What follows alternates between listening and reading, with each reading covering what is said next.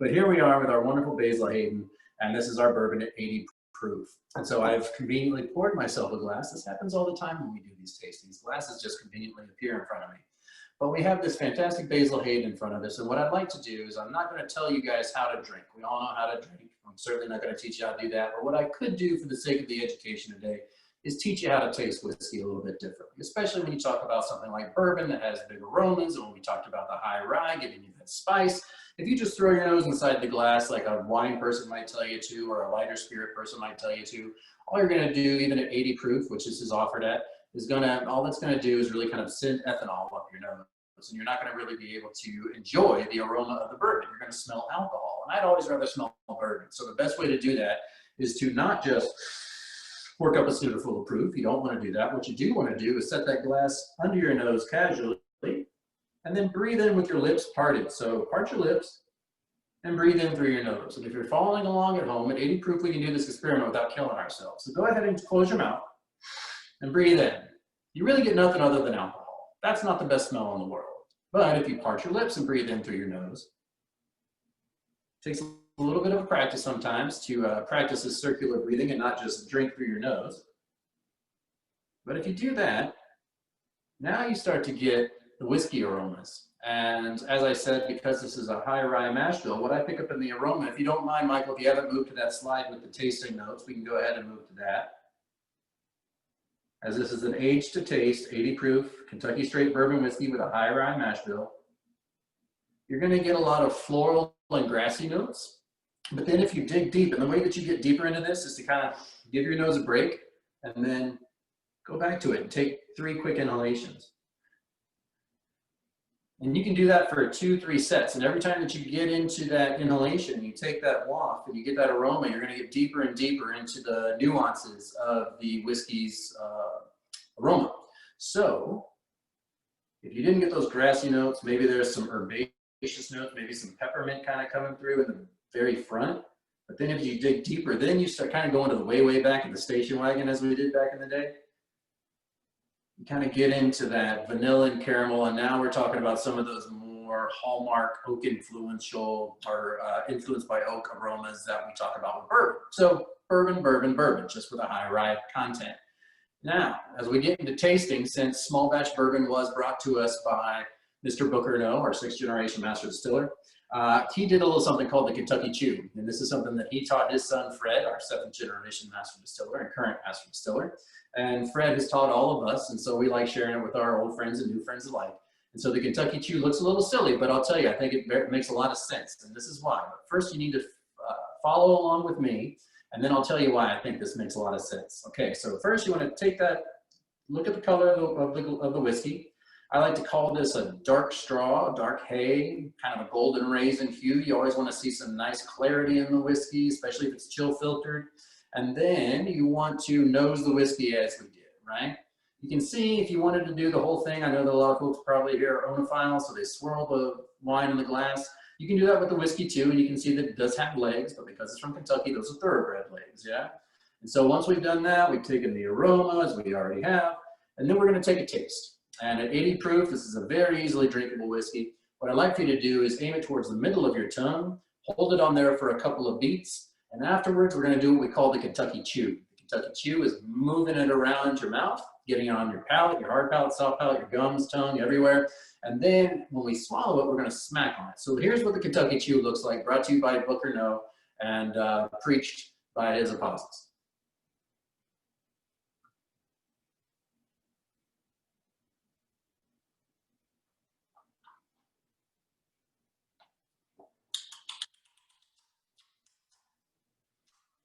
That is a good drink of whiskey.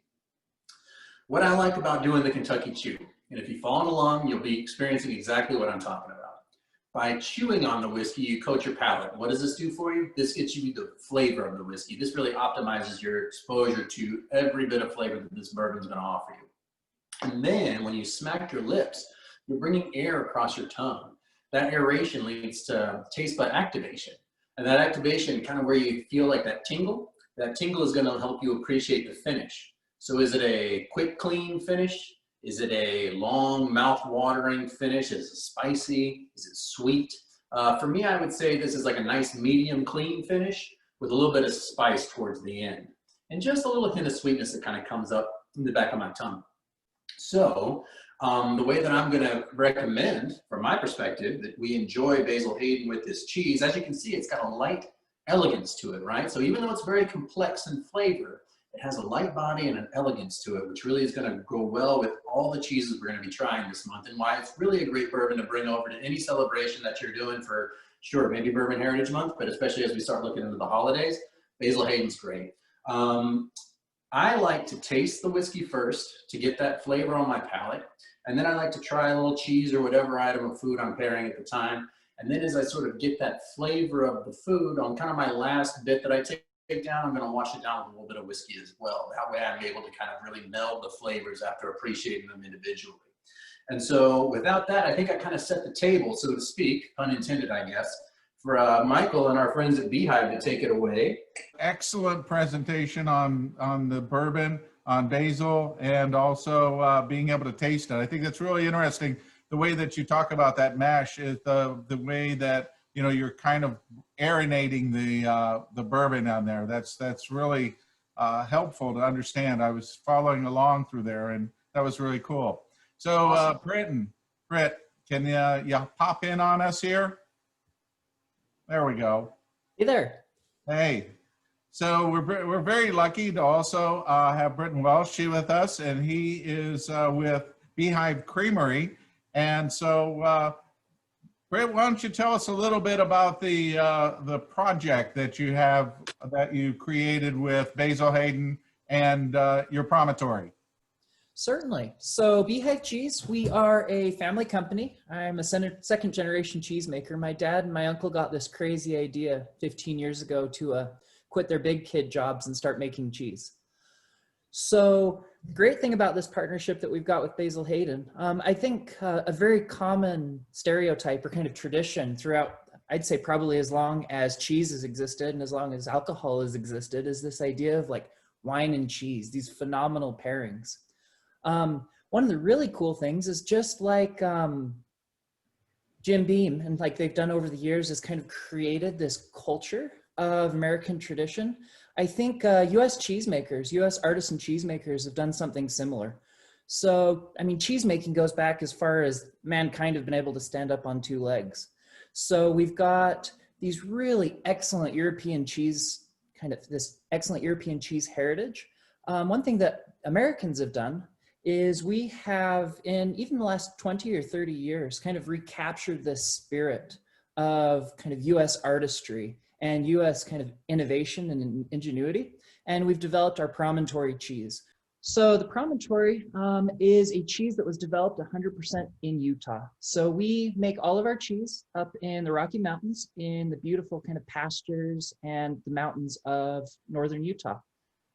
So this Promontory right here is the base. So this is where we are going to start with all of the Beehive cheeses and where they're made.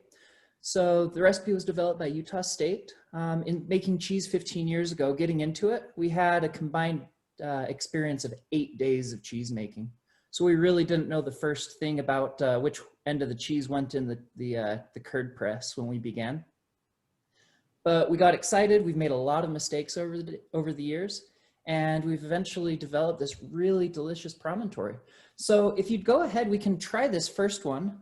So this Promontory right here is going to be aged about 4 to 6 months. It's all artisan. So depending on what the cows give us that day, depending on the amount of cream and the amount of protein in the milk, that kind of determines and changes how we work with it. So this Promontory, if you want to smell it, you will, for those of you that have it, what the really kind of key notes you get from Beehive cheese would be a really nice sweetness and a nice creaminess. So when we're actually beginning to pair the cheese, it is going to really kind of amplify whatever's going on in the bourbon in this case is going to kind of add on from the cheese. So the biggest thing in Adam, listening to your tasting, the biggest notes that I get in the cheese that I'm also getting in the bourbon would be a really lovely complement of the sweetness. So I don't know if it would be the caramel or the vanilla, these really warm kind of Christmassy kind of aromas that are floating out of the kitchen. that combined with the cheese really blends it. So for those of you at home, when you're getting your cheese out, it's important, just like anything, you're not going to put your really nice red wine on ice before you drink it. The same thing with cheese. When you bring it out of the fridge, it's really key to bring it out an hour or two maybe before you're planning on eating it, to give that cheese a real opportunity to open up. The tasting experience, though the tongue is a very delicate and nuanced organ, really it's your nasal cavity in your nose where you're smelling the cheese, where you're really getting the nuance from the bourbon. So bring the cheese out an hour or two beforehand and really let it come to temperature. So I got my cheese here, and I'm definitely interested in trying some. So again, like Adam's talking about, I might not have his perfection of the Kentucky Chew, so I'm going to maybe avoid doing it on camera. I'll practice it in front of the bathroom mirror the first few times. So, again, just kind of coating your mouth with the spirit and allowing really those aromas to really get in there. I'm getting a lot of that grassy herbaceousness up front, and then the real caramely warmth in the back. Then eat the cheese. As you're chewing it, again, you're coating your whole mouth. The thing I really enjoy doing is with your mouth closed, breathe in slowly through your nose and really kind of that warm air in the back of your throat. Just warm it up. And then follow it with a little bit of the spirit. That's nice. It's really nice. Really nice. So with these semi-hard cheeses, like the Promontory, these are going to be a little kind of thicker and pastier. So one of the real benefits of pairing your cheese is all of those aromatics in the cheese. Those are all going to be kind of aerosolized by the alcohol. So as it's evaporating in your mouth, that's going to carry not only the aromas of the bourbon, but it's also going to capture all the aromas, all those extremely delicious aromas of the aged cheese, and float it up into your nasal cavity, kind of that back of your throat where you're really experiencing these flavors. And that's where really the magic happens. So bourbon really by itself, phenomenal. Cheese by itself, phenomenal. But when the two are together, they're really, I mean, evolutionarily designed to just open up. What are your thoughts on that pairing, Adam? I think it's great. I don't really think too much about I loved how you mentioned the aerosolization of the aromas there, or the flavor profile of the cheese kind of coming up with the alcohol, which I think is really nice. I don't think I've really given myself enough time to appreciate that without you calling it out like that. That is fantastic. I also really think that there's, you mentioned the thickness of this cheese, and I think that, whereas a heavier red wine with all of its big overbearing flavors might be too much to cut through some of that, I think an 80 proof light bourbon, as we've been talking about with Basil Hayden, not light in flavor, but light in body, I think that giving that alcohol enough time, I think that's enough to cut through it, which is really good. So I really feel like this is a very clean but dynamic experience, these two cheeses together. I'm kind of curious from your perspective too, because I noticed you mentioned complementary things, and I'm tasked a lot when we're doing our jobs the way we usually do them. Not to speak that I know what you usually do every day, but when you're going out and pairing and people are asking you about how to pair whiskey with dishes, it's always kind of fun to play around with things that complement and things that contrast. And I was curious if you had like a particular opinion on that, or if you like to interchange the two, or which direction do you sway as you're pairing your cheeses across your portfolio? The crazy thing is you can kind of do both in a pairing. So for example, you're not looking at a bourbon or a cheese as one dimension. So the bourbon, you're getting really nice butteriness that complements the cheese beautifully. So as far as some of the flavor elements, you're getting a lot of really nice complementary kind of interactions. That being said though, when that cheese is in your mouth and the spirits just lift that's the perfect kind of textbook pairing contrast. That's just beautiful and works together. So the complementary is great. Contrasting is fun, provides a lot of interest to the palate, but at the same time, I mean, this pairing's doing both of them. So why really nice. It's been a minute. I'm not gonna lie. It's been maybe a couple of months since I had these cheeses with the bourbon. So it's nice to get back acquainted with them. Well, I think it's awesome. Great. One of the advantages that you have with this particular cheese is that this is a very mild cheddar style. There isn't a lot of tanginess in here. We're not looking like a lot of acidity. There's a little bit more butter caramelization in here that I think brings out that vanilla in the flavors. And so you really do get that warm caramelization of these together.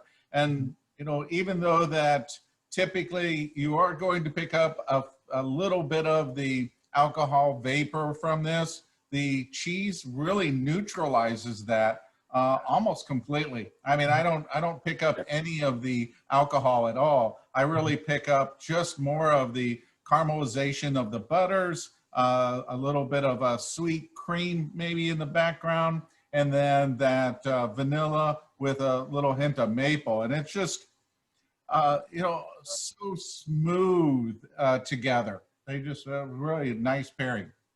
It is, it's, as you're talking, Michael, it's one of those things where I'm kind of noticing it's, you don't taste the bourbon too much, you don't taste the cheese too much. It's just one of these things where you don't know where one ends and the other begins and vice versa. And it's just this perfect little, it's a perfect combination. Yeah, absolutely. I love that. And thank you for that comment. It's just really interesting how the two are not, they cease to be two individuals and become a really true pairing, works well together. Yeah, it's great. Yeah. So, I think people that are afraid of, like what you said, we do so much with wine, we do so much with beer, we do so much, you know, with that style of pairing that we really can do so much with bourbon. And this is such a great example of those two just blending really well together. And Basil Hayden has a very big sandbox. It plays well with a lot of friends. so the wonderful thing, so the Basil Hayden and the Promontory are a perfect pairing, which inspired the next cheese that we are going to be looking at, which is the Pour Me a Slice. So the mentality here is that it's such a great pairing that we're going to be doing a little bit of the work for the people. And we actually splash the wheel of cheese, so this wheel of Promontory, with the Basil Hayden. So the Pour Me a Slice was, again, this idea of a lot of people are very familiar with, oh, wine and cheese pairings. They're very familiar with now craft brew pairings over the last couple of years. But the idea of bourbon pairing is really under kind of unexplored. So by taking two real true American originals, we combined the two together, let them sit together for about a month and a half. And really what we notice is, again, just like we tried with the pairing, this Pour Me a Slice kind of does all the work for you and makes this really nice aromatic pairing. So I've got the Pour Me a Slice here. And looking at it, we're getting a lot of the similar components of the Promontory. Again, it's the same base cheese. So you're starting with a lot of that sweetness, a really nice buttery sweet cream aroma to it. Then the interesting thing about the Pour Me a Slice is what I'm getting less of is kind of the front end of the basil pairing, but what really infuses really nicely into the cheese would be that back end, the big earthy vanilla kind of spice notes. So as you're tasting it, you can slowly taste it and just really appreciate some of the similar things with the pairing. It's going to be a little more subdued than having the straight spirit with the cheese, but very delicate, very nuanced, and again, the same highlights. So lovely cheese. That just really takes everything that was good about the first pairing, which is the Promontory, and just makes it better. It's just bigger and fuller, and just the bottom note of that pairing is so much more intense, and the flavors are so much more just larger. It's really great. It's really great. Do you let me ask you this. So how much whiskey are you talking that you soak the cheese in? A couple bottles, a case? So we have 20-pound wheels. So these will be wheels about, I don't know, the size like a wagon, like a small wagon wheel. And we will put in between about a half and a full cup of bourbon for that. So Okay. All things considered, it's quite a bit of bourbon. Yeah. To really give it that nice flavor. Yeah. I'm kind of curious because, you know, in the cocktail set, you know, there was a technique a while ago that was kind of popular called fat washing, where you would infuse, you know, various spirits. A lot of times it was bourbon with things like brisket and bacon and things that had sort of a fat content. So I wonder, and it did infuse the flavor of that food, that savory food, into the whiskey, and people would make old fashions and different cocktails out of it. And I wonder, maybe you should start taking a little bit of that whiskey that you have left after that aging process, with that finishing process, and take it to one of your favorite cocktail bars that you might have there in Utah, and see if somebody play around with it a little bit. And the crazy thing is the cheese is thirsty and actually ends up drinking all of the bourbon. So all of it infuses into the cheese. Yep. So all of that bourbon is inside of the cheese you're tasting right now. So kind of crazy the cheese making chemistry of it works. you really pick up more of the caramelization, more of the maple, more, it's kind of like we're taking the best of all of it and amplifying it with the Basil Hayden. So the Basil Hayden and then this, it just gives out the best of both of them, and you still keep the basil, you still keep the cheese, but there's a really nice richness. And I think it's like a Madagascar vanilla, you know, that real richness in there, no sweetness, but just that vanilla going over, maybe even a hint of butterscotch. It's just that nice. Never a bad thing when you're talking bourbon. Yeah, like I was saying, I think it just takes sort of the more soulful notes of the Promontory pairing and amplifies them, which is really, really lovely, really very lovely. Oh, that is just fantastic. Britt, anything else you want to say about the pairings? Cheese? Honestly, I mean, just in summation, that it's a great pairing. You get Promontory that's very versatile and plays really nicely in different pairings, as well as the pour me slice. Combine that with a very kind of well-rounded, light, easily accessible bourbon, and the two do magic. So, enough said. All right, that's great. Adam? Well, I just want to say thanks to Britton for coming on and being a part of this, and Michael for you hosting us both. And you know, I want to say thanks for choosing Basil Hayden to be the partner with Pour Me a Slice. I think it works out really, really well. I think that, you know, we've seen how the actual bourbon and Promontory go well together, so it's really a no-brainer that Pour Me a Slice would taste as fantastic as it does and just amplify both the cheese and the bourbon notes that we enjoyed so much with the first pairing. But it's a great partnership. I think we're in our second year now. I hope that we're always kind of doing this, and I'm always happy to bring a little bit of the Beehive Cheese with me whenever I get the chance to talk about bourbon and cheese pairing. So I want to thank you for that partnership. And Michael, I want to thank you for having us. I'm really excited to be talking to the viewers out there this week as well as the following weeks, and talking a little bit more. If you're following us along all month with this journey, please feel free to ask a lot of questions. Please feel free to kind of think about some things you might want to ask in the next couple of weeks, because we probably won't do the deep dive into the history of bourbon as much as we did this last time. We'll do a little review, but we'll talk more specifically to the different whiskeys, because we'll be tasting 2 per episode for the next 3 weeks. So we wanted to do a deep dive into the one that started it all, Basil Hayden, and our truest and biggest cheese partner here, our only cheese partner here with Beehive, and really kind of highlight that special relationship there. So I'm really excited to be here with you guys for all of Bourbon Heritage Month, and I'm really excited to be sharing some fantastic and no longer available Basil Hayden's coming up here in the following weeks. So might make a couple of y'all jealous, might give y'all a reason to go to your liquor store. But thank you very much for inviting us into your home today. Thank you. My own Basil Hayden cheese board to cut this fantastic cheese. It's marble and bamboo with this nice little cutting wire. And I have a couple extra, and so every week, so I will send out 1 a week to the lucky person who speaks up first and says something nice about what they enjoyed about the Basil Hayden cheese pairing this week. So you can't just say your name and your address. You have to say what you really enjoyed about what you learned today and the flavors that you experienced. And Michael, you're gonna be the veteran of all this, so it's up to you to send to me the information for the deserved first responder. So Adam, thank you so much for coming out. I really appreciate it. I am so looking forward to the next 3 sessions. Me too. You know, as you can see, you did send me some, but I was able to pick up some of these because I know that I'm going to be really enjoying them. And I like this, you know, I got enough for about another couple minutes, but I think I'm going to need 1 more for the night. So I'm going to look. Right, Junior, go ahead, right? Yeah. Yeah.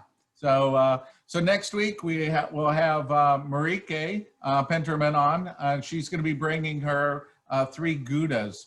So we'll be able to pair up with that, see how they work. Marieke awesome. Is going to be a hoot. She's we just don't know what she's going to say. So all right, Adam. Thank you so much. Thank you. Bye-bye. All right. Bye-bye.